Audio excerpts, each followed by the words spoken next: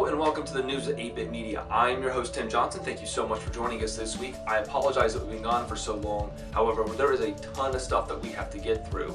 Before I begin, there is a lot of stuff that's been happening with DC Comics this past month, including the All Access event that's going to happen this weekend. Now, I won't be covering anything DC related in this video. However, I will do so in a few days once that All Access event wraps up. As for the content for the video, I'm going to be quicker than usual because there is a ton of stuff that we have to get through. So let's go ahead and jump straight into television. Star Trek Discovery is set 10 years prior to the first Star Trek TV series, revolving around an incident and an event in Star Trek history that's been talked about but never been explored. We have no information beyond this, but fans are going crazy with theories ranging from Section 31 to the Romulan Wars. A connection between Defenders and Jessica Jones for the latter's Season 2 has been teased by showrunner Melissa Rosenberg. She also says they won't try to recreate or one-up Kilgrave for Season 2, as well as Trish becoming Hellcat doesn't seem entirely unlikely. Marvel's Runaways is being developed for a TV series for Hulu. Marvel's New Warriors is reportedly being developed for a half-hour comedy series with ABC that will put the focus on Squirrel Girl. Lastly, in Agents of S.H.I.E.L.D., Robbie Reyes' ghostwriter was chosen over Johnny Blaze was due to him not having a lot of material, giving them a lot of room to have their take on it, plus Agents of S.H.I.E.L.D. is all about family. In the film, X-Men's Gambit loses director Doug Liman to DC for Dark Universe, formerly Justice League Dark. For Deadpool 2, Kyle Chandler is rumored for Cable, with Mackenzie Davis as Domino as a support mutant. Mackenzie responding, basically downplaying the rumor, but still remaining positive about the fan support for the role. And lastly, Wolverine 3 wraps production, but we still don't know a goddamn thing about it. Into the Marvel Cinematic Universe, Vin Diesel confirms a Guardians of the Galaxy and Avengers crossover will happen in Infinity War. Thor Ragnarok may get a cameo appearance by Doctor Strange, who could be showing up in the film thanks to a set photo of Chris Hemsworth holding a business card showing 177A Bleecker Street, which is the address of the Sanctum Sanctorum. For Spider-Man, the theatrical poster has been leaked. Michael Chernus from Orange is the New Black has been cast as the Tinkerer. And according to a leaked call sheet, Bokeem Woodbine will be the Shocker, and there is also a potential First Avenger tie-in with Principal Merida, who may be the descendant of Howling Commando Jim Merida, as Kenneth Choi is shown to be cast as the principal on that same call sheet. Zendaya's role in Spider-Man Homecoming is reportedly going to be Mary Jane Watson, which would make the second person of color change for the film, the first being Flash Thompson.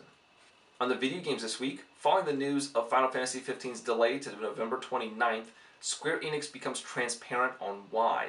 They say that optimization wasn't sufficient, various bugs affecting frame rate and character floating appearing all strange and glitchy, refining the game balance, and getting the patch on disk to avoid massive day one downloads all account for the delay. New Nintendo NX patents hint at not just detachable controllers for the system, but rather a modular design.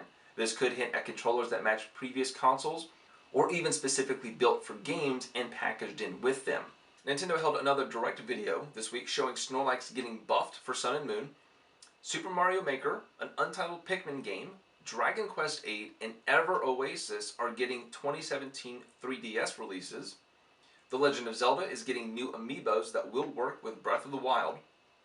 Skyward Sword is now available on the Wii U Virtual Console. And Street Pass gets upgraded with Quick Plaza and an increase from 10 to 100 encounters. The Metroid fan remake of Metroid 2, called Another Metroid 2 Remake, or AM2R, has launched and subsequently taken down. After spending 5.5 hours with the game personally, this is far from copyright infringement. It is a love letter to Nintendo from Metroid fans pleading to give us a proper entry in the franchise, something not seen since Corruption, and no, we don't count Other M. However, there is a silver lining with the Federation Force post-credit stinger. If you don't want to be spoiled, skip 15 seconds into the video. That stinger features Psylux from Metroid Prime Hunters, who was also last seen at the end of Corruption. That stinger may hint at us getting another Metroid Prime game for the NX. Now, the AM2R blog has been taken down with a takedown notice from Nintendo, direct to the project lead's personal mailbox. AM2R has, in essence, permanently shut down. Some concept art and info was released for System Shock 3. Shodan is back at the center of the game. And the reason why System Shock is being revived now is they want to explore the idea of a super intelligence and what would motivate a super intelligent AI. The game does take place in the same year as System Shock 2, picking up almost exactly where it left off. Rebecca Lansing is also back, as well as the two protagonists from the first two games. Coming straight from Peter Moore's mouth, we will not be getting a trilogy remaster of Mass Effect anytime soon, if at all. A video was released showing nearly the entire game of GoldenEye 007's remake for Xbox Live Arcade. The release was so close to being a thing, but was cancelled months before the expected release date due to Nintendo of Japan stepping in and saying no, despite everyone else saying yes. Capcom released a new demo at Gamescom for Resident Evil 7 where you play as Mia, Ethan's wife, in the basement of the same house you were in during the beginning hour demo, and features Marguerite Baker, the Lantern Lady, who was mentioned in beginning hour. Also, thanks to a leaked ESRB listing for the game, we now know we'll be playing as Ethan, the gentleman from the beginning hour demo. Puzzle solving, resource management, and healing herbs are back.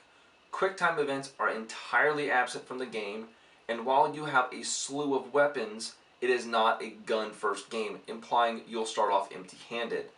There's also a new character revealed, Jack Baker, who's also known as the Family Man, who is the husband to Marguerite.